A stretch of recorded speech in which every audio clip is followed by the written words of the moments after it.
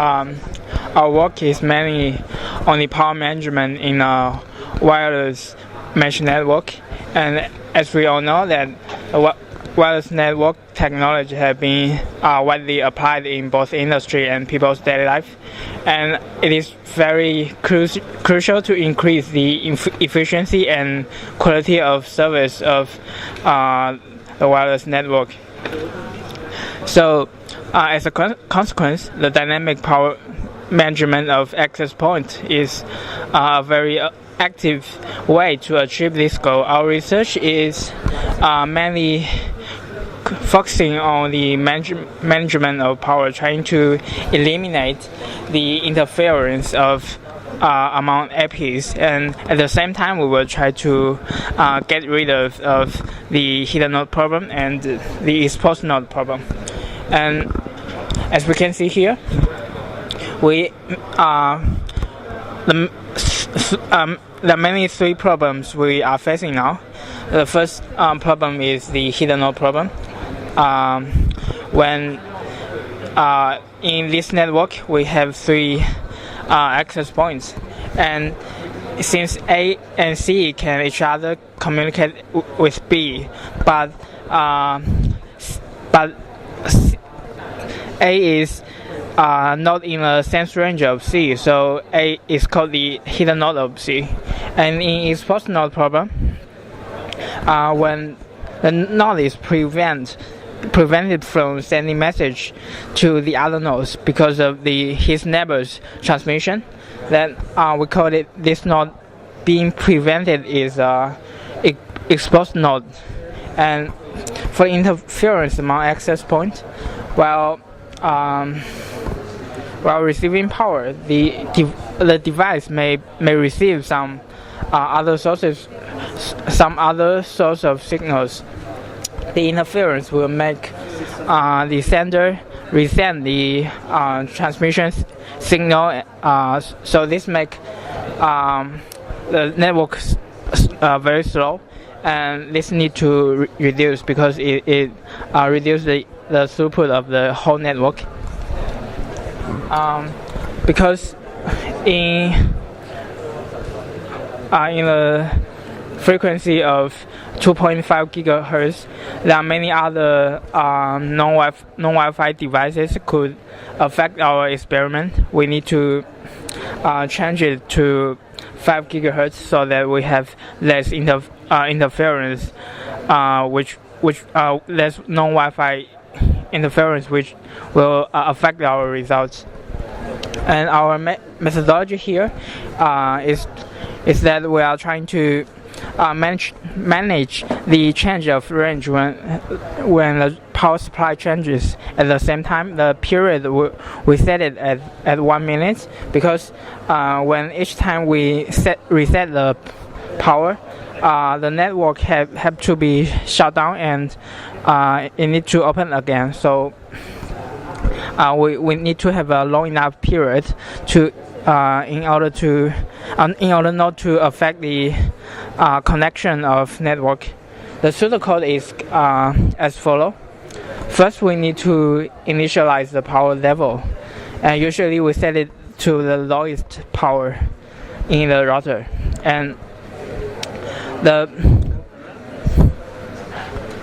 parameter P max is the highest power available in the router, and in our case is 22 dBm, and then N is the number of power level.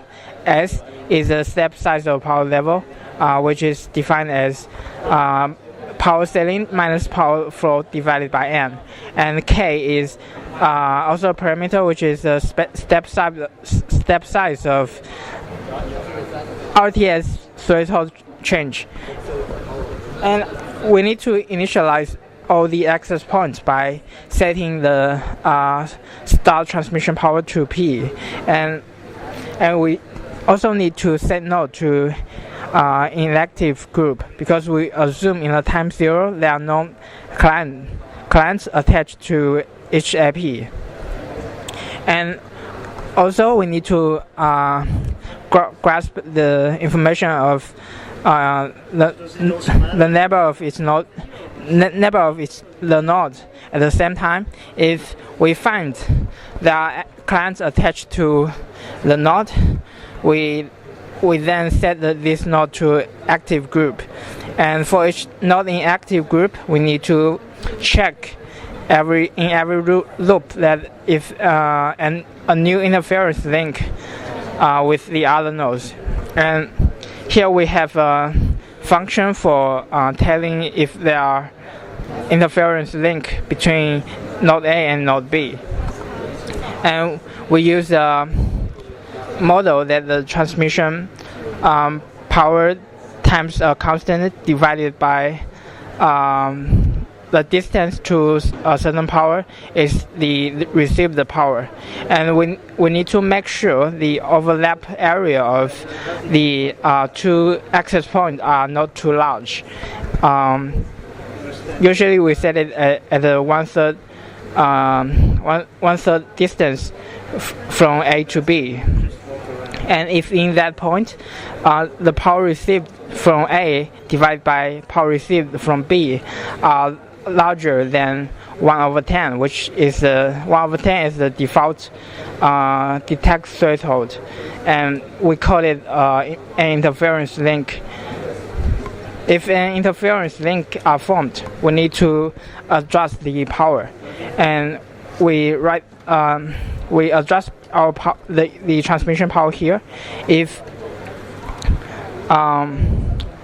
the interference link are formed, we need to tell which access node have more clients attached. If it has more clients attached, we don't need to change its power. However, for the node has less clients, we need to reduce its power because we think it is too aggressive. And at the same time, when we reduce our power, we need to increase our threshold. And each time we increase our transmission power, we need to reduce our RTS threshold. This is by intuition is that if you need to speak louder, you need to listen more carefully. And this is our algorithm. Next, my partner will introduce the detail about the implementation of the algorithm. So to implement our algorithm, at the beginning, we use C programming language to send message and set signal power, send transmission power of each router. And then we found out that we had included a lot of external library and invoked several shell commands. So the code compilation and constructing a package become tedious. So we chose to use shell script to implement our algorithm instead. Besides, we came up with an idea, which is to write a file containing all the router's information and send it to the other routers. And after certain power management, we upgrade the file, and then we send the file to the other routers again. So we do these steps periodically. So here are the main commands we use in our algorithm. The first command, by using the first command, we can get all the client's information of the router. So it includes the signal power, the TX bit rate, the MAC address of all the client, and besides we use IWconfig to get the router its own information. just like the number of clients, the TX transmission powers, and so on. And just as I told before, we use SCP to transmit files to the other routers. Actually, we generate SSH key pairs for each router and use SSH to connect the other routers without inputting any password. And then we use these commands to parse the information containing in the file. We use grep and cut to get the information we want and filter out the unwanted information.